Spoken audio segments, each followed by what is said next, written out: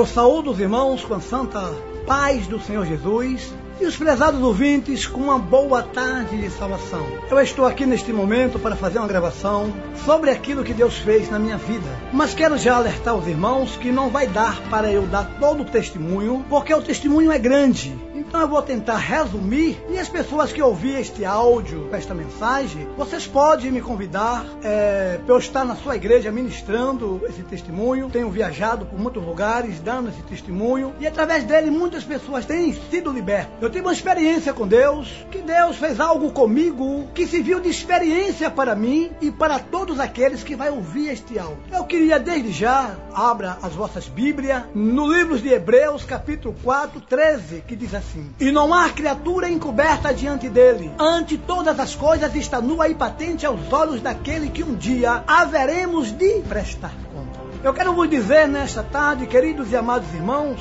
que toda alma vivente um dia terá que prestar conta ao Senhor Deus das suas ações. Eu pergunto a você, quais são as suas ações nessa tarde? Você tem semeado a boa semente ou a mal semente? Porque a Bíblia diz que nós colhemos tudo aquilo que nós plantamos. E eu quero começar esse testemunho, uma passagem muito interessante da minha vida. Eu sou um pastor, moro em Belo Campo, pastor Jailton, e vocês vão se surpreender um pouco por aquilo que eu vou ministrar nesta tarde, porque eu acho que vocês nunca ouviram um testemunho igual a esse. Um pastor está disposto a contar os seus erros do passado, para que sirva hoje de exemplo para muitos que estão aí. A minha trajetória começou com uma visão que eu tive. Eu estava em um lugar e um homem chega por trás de mim e bate nas minhas costas e diz: você está vendo aquele estádio? Eu olhei e disse: estou vendo aquele estádio. Ele disse: pois é, dentro daquele estádio está todos os seus pecados depositados ali dentro. Mas só que de tanto pecar que você pecou, o estádio já não aguenta mais de tanto lamaçal, de tanta imundícia lá dentro. Não tem minuto e nem hora para aquele estádio se romper e todos vão ver os seus pecados. Eu disse: então eu tenho que tomar uma providência. Eu fui em uma loja de construção, comprei 2 caçambas de areia, comprei ferro, vergalhões, comprei mais ou menos umas 2 carretas de cimento e disse: eu tenho que fazer outro estádio por fora deste, para quando este estádio estourar e a imundícia sair, para ninguém ver. E eu comecei a trabalhar igual um louco, cavando sapatas, fazendo as colunas fortemente, e aquele homem olhando para mim, balançando a cabeça e dando risada. E quando eu estava no meio do estádio, já quase para terminar aquele estádio, ele olhou para mim e disse: não adianta, porque aquele que vai derrubar aquele estádio, ele tem poder para todas as coisas, ele é dono de todas as coisas. Ele fala lá em Jó que ele com suas mãos ele faz a chaga e com suas próprias mãos ele volta e cura. E ele também diz lá em Deuteronômio, capítulo 32, 39: vede agora que eu sou e não há outro Deus comigo. Eu mato, eu faço viver, eu firo e eu saro, e não há quem possa escapar das minhas mãos. Eu quero te dizer, não há o que você possa fazer para sustentar, para armazenar tudo aquilo que está dentro do estádio. Eu disse: não, mas eu tenho que terminar. Ele disse: a estrutura que você está fazendo, você pode fazer a maior estrutura, mas eu quero te dizer, quando aquele estádio desabar, todo mundo vai ver toda a imundícia, todos os seus pecados. E eu estava, queridos e amados irmãos, apavorado. O suor descia e eu trabalhando, fazendo andames de um lado e de outro, né? E de repente, quando faltava 6 fileiras para terminar o estádio, eu vi de longe que o estádio que estava dentro daquele que eu estava fazendo, ele se rompeu, criou uma catela muito grande e começou a descer aquela lama podre, com cachorro mortos, com porco morto, uma lama fedida que nem eu mesmo aguentava. E quando veio aquela avalanche, quebrou o estádio que estava armazenado e empurrou o meu para trás. E quando eu pude contemplar aquele lamaçal, todo mundo ficou olhando, tapando o nariz e olhando aquilo. Eu quero te dizer, meus queridos e amados irmãos, aquilo eram os meus pecados que estava depositado dentro daquele estádio. Eu quero te dizer e te alertar nesta tarde. Pare um pouco nesta tarde. Quando quando você ouvir este áudio, policie a sua vida, faça um autoexame da tua vida. Como é que está a sua vida? Hoje o diabo colocou na mente de muitos para dizer: isso aí não tem nada a ver, isso aí não tem nada a ver. A música que nós vemos hoje é esta música, não tem nada a ver. Mas eu quero te dizer que os pecados que levam o homem ao inferno não é aquelas coisas grandes, não são pecados grandes, são as mínimas coisas que levam ao homem ao inferno. E depois que eu vi esta revelação que aquele homem me mostrou, a minha vida começou a se desmoronar. A primeira coisa que aconteceu comigo, eu tinha uma casa ampla, do lado da casa tinha outra casa, na frente uma igreja toda gradeada, a igreja linda. Eu comecei a perder a igreja, comecei a entrar em dívida com agiota, até mesmo com ciganos, né? E as dívidas foi aumentando. Eu comprava carros para revender. Observe, um homem que era pastor, que Deus colocou uma igreja, uma obra na mão dele, ele estava se envolvendo com rolo. Eu quero te dizer nesta tarde, Deus te chamou, foi para uma obra celestial. Deus não lhe chamou para fazer rolo, porque todo homem que faz rolo, ele mente, ele é mentiroso, e a Bíblia diz que quem mente é filho do diabo. Eu quero te alertar nesta tarde, era eu como pastor. Observe, irmão, a vida da gente é como se fosse uma nuvem passageira. No mesmo momento que você está bem, você pode estar na beira de um abismo, porque nós temos que sempre estar vigiando, nós sempre tem que estar nos policiando. Você sabe por quê? Porque o diabo, nosso adversário, diz Pedro, que ele anda bramindo como se fosse leão, buscando a quem o possa tragar. Ele tem uma qualidade que muitas das vezes os cristãos não têm. E sabe qual é a qualidade que ele tem? Apesar que ele usa a qualidade dele para fazer o mal. A qualidade que ele tem, que ele nunca vai desistir de você quanto não te derrubar, quanto não te lançar no chão. Pastor, mas eu tenho uma carteirinha de pastor, eu sou homem de oração. Eu todo dia estou na igreja, eu sempre ando com meu cabelinho cortado, com meu bigodinho aparado, sem bigode, eu sempre ando com meu paletó, sempre dou bom testemunho.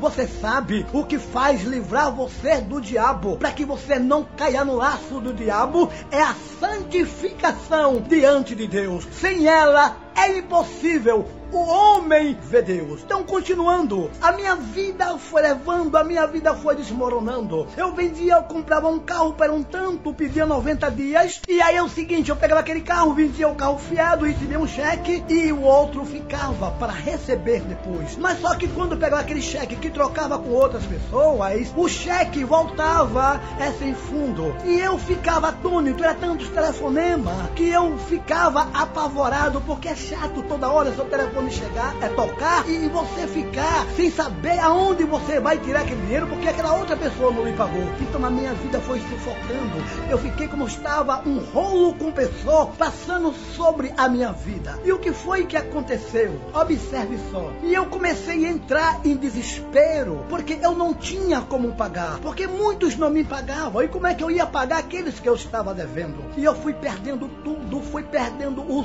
sono. E teve um período que eu fiquei 12 dias, porque a depressão começou a chegar sobre mim. E fiquei 12 dias, me deitava, mas não conseguia dormir. Por quê? Porque todos aqueles problemas que estavam acarretados sobre a minha vida me sufocava. E eu não tinha sono para dormir. Eu olhava para minha esposa e dizia: minha esposa, faz uma oração. Ela fazia, mas não adiantava nada. Quando foi uma noite, no segundo dia, que eu não dormia, os olhos atentos só olhando para o fogo, eu vi que o meu telhado, ele subia quase 4 palmos e depois descia e fazia pá! Era uma zoada, como se fosse 4 ou 10 ou 20 homens levantando o telhado, tentando tirar o telhado para entrar para dentro de casa. E aquela zoada, a minha esposa olhou para mim, nesse dia até minha esposa escutou. A minha esposa disse: Jailton, você está ouvindo o que eu estou ouvindo? Eu disse: estou. Ela disse para mim: Jailton, isso não é ladrão. Eu falei: realmente não é ladrão mesmo não. Eu não sei se era o inimigo, o diabo, que veio naquele dia me buscar, ou se era a morte. Eu só sei que de repente eu vi aquela zoada que fez pá! Aí eu disse, pronto, agora queimou todo o telhado. Quando aquele ser que estava ali saiu por debaixo do telhado e os cachorros saíram latindo e eu só vi a zoada de longe. Com meia hora eu me levantei, peguei a lanterna e fui lá, iluminei o telhado estava em perfeito estádio, não tinha quebrado uma telha. Então eu voltei e me deitei. Quando eu me deitei eu tive outra revelação. Eu tinha um gol branco daqueles quadrados. Eu fui pegar o carro lá fora. Para quê? Para dar uma saída. E quando eu cheguei lá fora, o carro não estava. Eu entrei atônito, eu disse, minha esposa, roubaram o meu carro. Mas quando eu cheguei na sala, na minha sala, que é grande, o carro estava dentro da sala. Só que o carro já não era mais branco, o carro era preto. E ao redor daquela sala estava cheia de pessoas, cada um com um buquê de flor na mão. E eu disse, o que é que está acontecendo aqui? Eles disseram, você não está sabendo? Eu falei, não, você morreu, você está dentro deste carro, você está morto. Meus queridos e amados irmãos, eu acordei atônito, eu disse, Kátia, eu vou morrer. Ela disse, Jailton, calma com isso, que você não vai morrer coisíssima nenhuma. Mas o inimigo da minha alma, o inimigo da tua alma, aquele que quer ver você prostrado, aquele que não dá espaço para você, não dá oportunidade para você, ele quer te derrubar, ele quer te lançar sobre o chão, para tirar aquilo que Deus lhe deu. E o que aconteceu? Ali eu fiquei indo para lá e para cá, não tinha sono para dormir. Eu fui lá fora, peguei o carro e fui para o monte. E quando cheguei no monte, os olhos vermelhos, com sono, mas não podia dormir. O meu coração, Deus fechou o meu coração.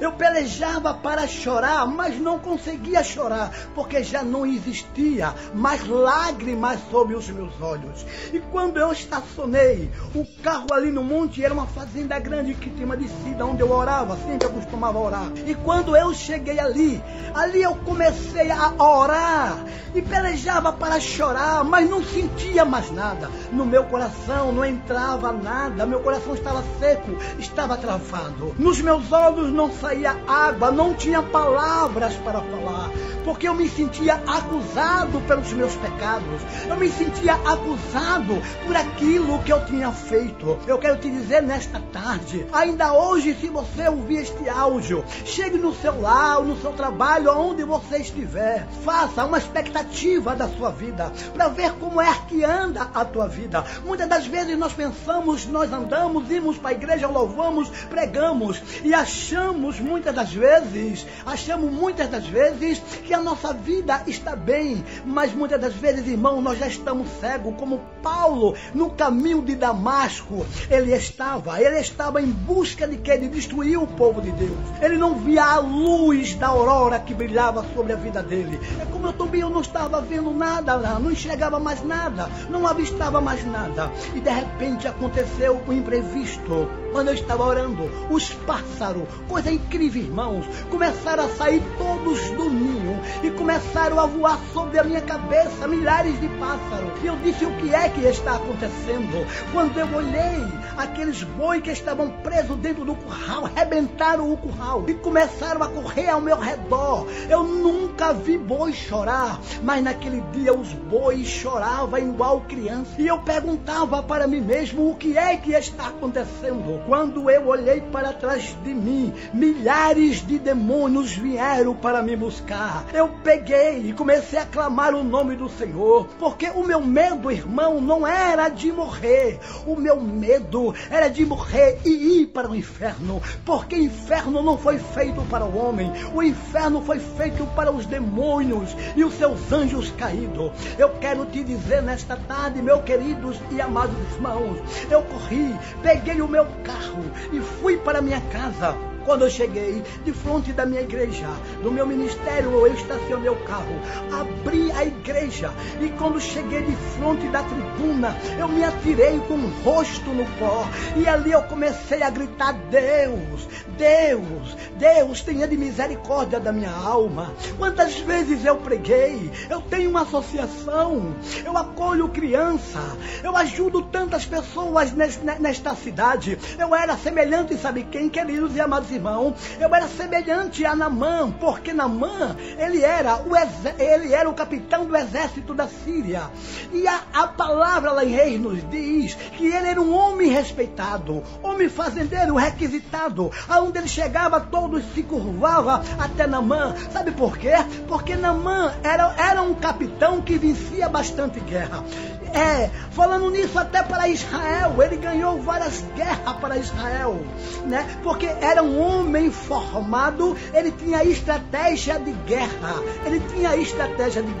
então aonde ele passava, todos se curvavam por Naamã, porque Naamã tinha vencido como capitão da guerra general, tinha vencido várias guerras. Na rua, todo mundo se dobrava para Naamã, mas quando Naamã chegava em casa, que tirava as suas vestes e as suas armaduras, por baixo dele tinha uma lepra. A minha lepra era essa. Na rua, por eu dar o sopão aos pobres, por eu ter uma associação que acolhia a criança, por eu ter um coração bom, para quando chegava uma pessoa na minha casa, me pedia, ô pastor, estou precisando comprar um remédio, eu metia a mão no bolso, dava, eu não tinha pena, nunca tive, eu sempre tive o coração aberto para a pobreza e para todas as pessoas. Quando eu pegava, ajudava uma pessoa na cesta básica, eu pegava, fazia cestas básicas, fazia sopão, saia distribuindo nas ruas, né, para as pessoas pobres.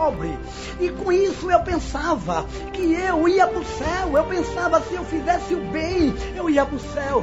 Eu quero te dizer, meus queridos amados, você fazendo bem para o seu próximo, o segundo mandamento que Deus nos citou, amar o seu próximo como a ti mesmo. Então eu estava fazendo mais do que minha obrigação. Agora, para ir para o céu, precisa muito mais do que isso. Para ir para o céu, precisa se santificar, ter uma vida diante de Deus, andar na presença de Deus, largar, jogar para trás as mentiras, jogar para trás as coisas que não lhe convêm, que não agrada a Deus. É isso que te leva ao céu. Então, meus queridos e amados irmãos, eu estava atônito, sem saber o que fazer, e eu gritava dentro da igreja, Senhor, tenha misericórdia de mim, mas o meu coração não abria para nada, o meu coração não abria. Eu disse, Senhor, o Senhor já usou até os ciganos para dizer para eu sair desta vida, que eu não preciso disso, que eu tenho um Deus maravilhoso. O Senhor usava missionários e missionárias, e quando eu via que os crentes vinham em minha direção, eu me escondia. Você sabe por que eu me escondia?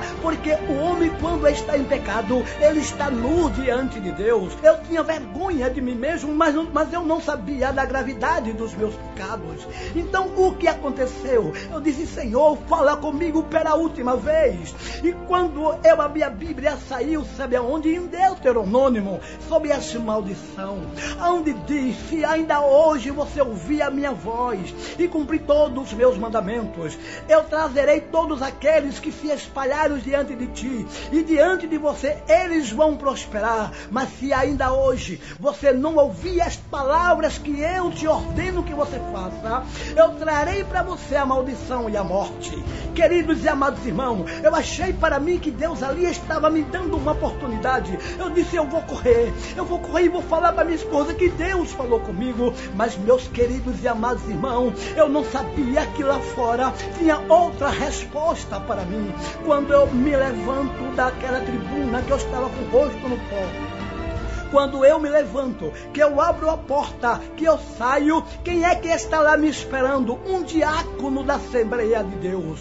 Ele olhou para mim e disse, pastor Jailton, tem quase 3 dias que eu não durmo e essa coisa está me incomodando, porque Deus mandou falar com você e eu não sei como falar com o Senhor. Eu disse, não, se foi Deus que mandou falar, você tem que falar. Oh, queridos e amados irmãos, quando eu acabei de falar assim, ele olhou para mim, apontou o dedo para o meu rosto e disse, assim diz o Senhor, que ainda hoje você vai morrer e não vai viver. Eu disse para ele, vem aqui, Roberto. Ele veio. Eu disse, Roberto, eu sei que eu vou morrer, mas não fale para ninguém.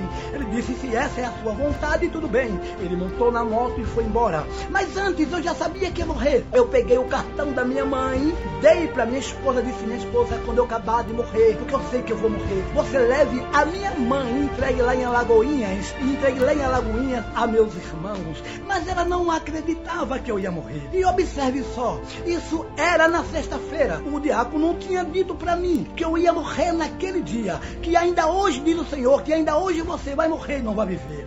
Diz o Senhor que ainda hoje você vai morrer e não vai viver. Diz o Senhor que ainda hoje você vai morrer e não vai viver.